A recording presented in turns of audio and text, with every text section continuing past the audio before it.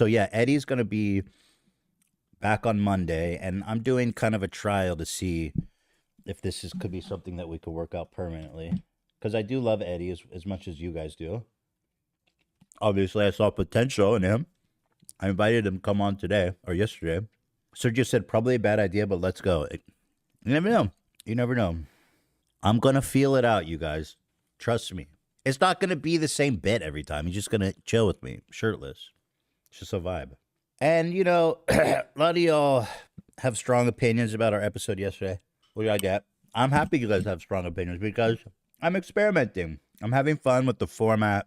I am seeing what we can do with the format. It's unorthodox. And I'm just kind of having fun and, you know, shaking it up. That's it. You know, we've made it as a show. We are already the most popular show in the world and number 2 on Howie Mandel. So we're kind of like in our stage where the Beatles they stopped doing live shows and just went into the studio. That's where I think the show is at. And I'm having fun with it. It wasn't planned at all. Actually, what happened was I was about to go to the bathroom and I thought I was just going to do the thing where like I leave him out there just a little too long to see how he stews. I went to the bathroom, come back, and he starts talking. And it's actually incredible. We're all like witnessing something that we've never seen before, which is like he has this God-given ability to gab. The gift of gab. I mean, he went for like a whole hour without pausing. And so I kind of just let it go on. And then we brought my mom in. We brought Gabe in, tried to keep it dynamic. And then we had this idea that I would, drive to McDonald's. I think what happened, what made it potentially come off as mean was that I didn't know that he was going to see me in the car on the preview monitor. Dan fucked me on that one, I will say. As usual, Dan fucked me.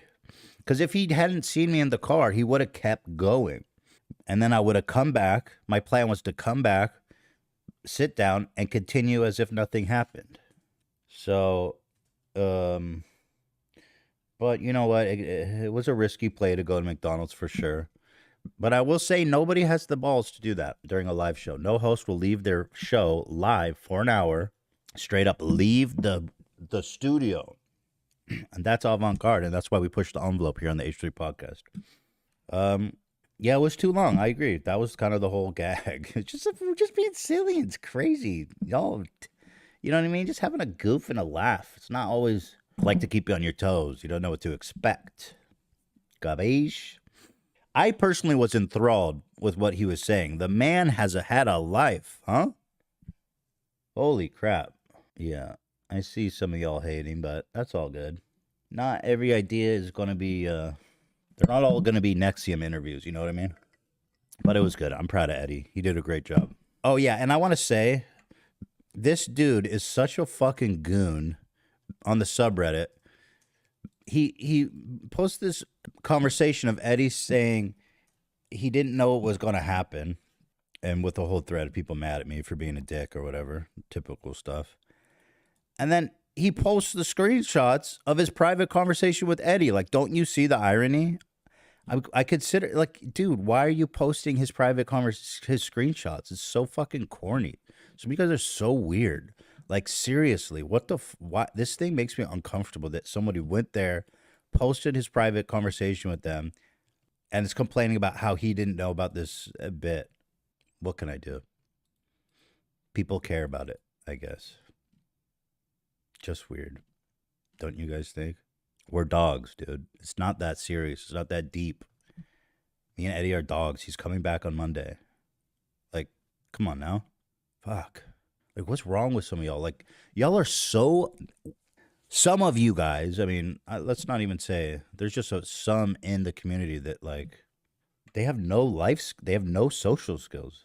It's like, everything is a fucking travesty. You know? Every single thing is a fucking travesty. But that's okay. We love it.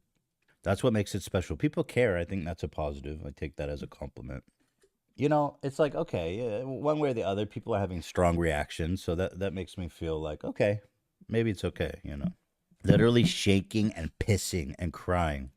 Dude, it was awesome. My mom called in and like he said hi. He said hi, and then the man went on for another 20 minutes. It's an incredible thing he has. Ed was not annoyed. What are you talking about? Ed, whatever. Y'all can see whatever you want. It's fine. He was not annoyed though. Someone said they like the vibe better when chat is disabled. You know, you're not alone, but I do think that ultimately it's up to me how much I want to engage with chat. And usually during the show I don't read chat at all because I don't want it to get in my head and change, how I'm doing the show. I didn't read it when we were doing the Eddie thing, and I didn't read it during the Nexium thing. I just, you know what I mean? I got to keep focused during the show. This is just a special kind of thing where I like to read the chat and see what you guys are talking about. I do think the chat is kind of special, though, as fucked up and toxic as it can be. Yeah, I kind of see it both ways. It's really hard, like, to take that away from the live because I feel like it's like such a big part of it. The Mm-hmm. excitement and like there's like real people chatting with you in real time. Also, sometimes So current event will break and chat will tell yeah, us. yeah. Or even like they'll tell you if you're doing something wrong that can be useful, but then that's where it goes Uh, to a gray area of like how much we need to listen to chat. It's tough. yeah, I'm gonna keep chat. Don't worry, guys.